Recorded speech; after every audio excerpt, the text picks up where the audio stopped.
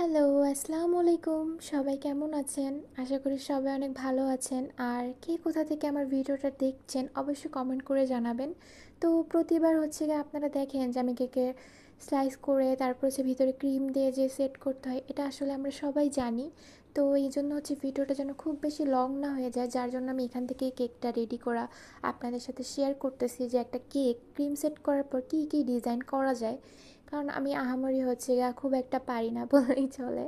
তো আপনারা হচ্ছে যারা নতুন বেকার আছেন, যারা কেকে কী ডিজাইন করবেন সেটা বুঝতে পারেন না, বা কিভাবে করলে কেকের লুকটা কেমন আসে, বা কিভাবে করলে কেকটা ইজিভাবে করা যাবে, তো আশা করি অনেকটা না হোক বাট কিছুটা হলেও যেন আমার ভিডিও দেখে আপনারা শিখতে পারেন। তো এই তো কথা বলতে বলতে আমার কিন্তু গানাশ দেওয়া প্রায় কমপ্লিট হয়ে গেছে। এটা হচ্ছে চকলেটটা মেল্ট করে তার সাথে একটু দুধ আর হচ্ছে হুইপড ক্রিম মিলালেই কিন্তু হচ্ছে গিয়ে চকলেট গানাশটা পারফেক্টলি হয়। তো আপনারা অনেকেই আছে যে হচ্ছে গানাশ পারফেক্টলি করতে পারে না, তো এভাবে একটু ট্রাই করে দেখবেন, ইনশাল্লাহ ভালোভাবেই হবে। কারণ আমি নিজেও আগে হচ্ছে গানাশ ভালোভাবে করতে পারতাম না, বাট এখন হচ্ছে করতে করতে শিখে গেছে। তো এইটা ছিল হচ্ছে গিয়ে 2 পাউন্ডের একটা চকলেট কেক। এই ভাইয়াটা হচ্ছে সবসময় আমার কাছ থেকে কেক নেয় রেগুলার, আলহামদুলিল্লাহ। ভাইয়া জাস্ট আসার আগে বলে দেয়, কখনোই সে কোনো কেকের ডিজাইন আমাকে দেয় না, জাস্ট ফোন দিয়ে বলে আপু কালকে একটা কেক লাগবে, এত পাউন্ডের কেক লাগবে, আর কেকে কী লিখতে হবে সেটা শুধু বলে দেয়, এছাড়া আর কিছুই বলে না। আমি আমার মন মতো ডিজাইন করে থাকি।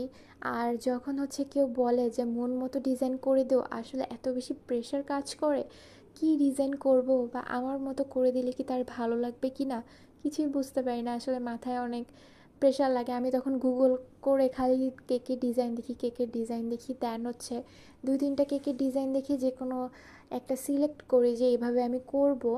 তো যেহেতু মানে এটা হচ্ছে গতকাল কেকের ভিডিও, তো গতকাল যেহেতু আমার দুটো কেক ছিল, তো সেই সুবাদে হচ্ছে গিয়া পরের কেকটাও কিছুটা সিমিলার এরকমই ছিল, তাই ভাবলাম যে এত কষ্ট করে কী লাভ, যেহেতু ডিজাইন নিজের মতো করতে দিয়েছে, তো সেম সেম করে দিই। তো পুরো সেম সেটার মতো করি নাই, একটু ভিন্ন রেখেছি। এই যে আমার কেকের ফাইনাল লুক। আর আমার হ্যাপি বার্থডে লেখাটা কেন জানি কখনোই সোজা হয় না, তো এইটা নিয়ে আমি আসলে খুবই কষ্টে আছি, কীভাবে এই লেখাটা আমি সোজা করতে পারি। যদি কারো কাছে কোনো টিপস থাকে অবশ্যই আমাকে শেয়ার করবা, আমি ট্রাই করব। কারণ আমি যখনই কেকটা করতে যাই দেখা যায় কি কেকের মানে সামনে ঠিকই থাকে কিন্তু আমার লেখাটা ব্যাকা হয়ে যায়, যার জন্য আসলে আমি একটু আগে লিখে নিয়েছিলাম যে যেন সোজা করে লিখতে পারি। তো কেকটা রেডি হয়ে গেছে, আর কিছু সুগার বল দিয়ে দিচ্ছিলাম, কারণ সুগার বল দিতে আসলে আমার অনেক ভালো লাগে। কেন জানি মনে হয় কি সুগার বল দিতে থাকলে দিতেই থাকি।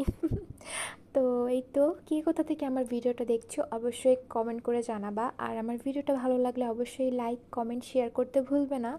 তোমরা আসলে অনেক সাপোর্ট করো, বাট একটু ভিডিওটাও একটু শেয়ার করে দিও যাতে অন্যরাও হচ্ছে আমার কেকের ভিডিও দেখতে পারে। আর যারা হচ্ছে আজকে প্রথমবার আমার ভিডিওটা দেখছো তাদেরকে বলি যে আমি হচ্ছে খুলনা খালিশপুর থেকে হোমমেড কেক নিয়ে কাজ করি, তোমরা সব ধরনের কেক আমার কাছে পাবা। আর আমি হচ্ছে কেকের ক্লাস শুরু করতে চাচ্ছি, তো তোমরা যদি কেউ কেক মেকিং শিখতে চাও তাহলে অবশ্যই আমার সাথে যোগাযোগ করতে পারো। কিভাবে কেক রেডি করতে হয় বা যাবতীয় আমি টুকিটাক বেসিক একটা নলেজ আমি তোমাদের দিয়ে দিব। আর সীমিত চার্জ তো অবশ্যই থাকবে, কারণ যেহেতু তোমাদের আমি শেখাবো। তো এই তো, আজকের মতো এতটুকুই আমার কেকের ফাইনাল লুক এই যে। আশা করি তোমাদের সবার আমার ভিডিওটা অনেক ভালো লাগে। আবারও বলছি যে ভিডিও যদি ভালো লেগে থাকে লাইক কমেন্ট শেয়ার করতে ভুলবে না, আর আমার জন্য দোয়া করবে, আর আমার পেজটা যেন দ্রুত 4K হয়ে যায়। টাটা।